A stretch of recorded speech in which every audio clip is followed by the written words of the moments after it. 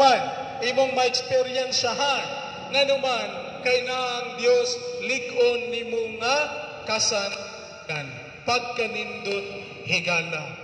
Ang gikinahanglan nimo nga mutuo ka sa Ginoo, mabuhat ka sa iyang kabubuton, imo siyang dawaton diha sa imong kinabuhi.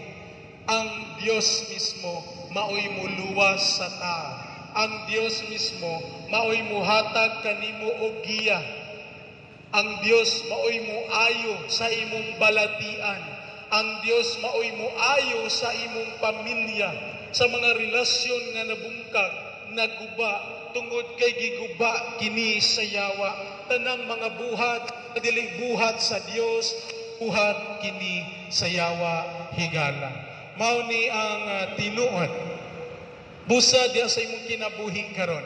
Ayaw sa nga karon ang panahon sa kaluwasan, ang panahon nga diin imuhang dawaton ang Dios sa imong kinabuhi.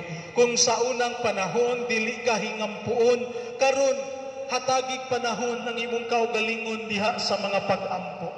Pag-ampo sa Ginoo. Pag-ampo nga gikan sa imong kasing-kasing.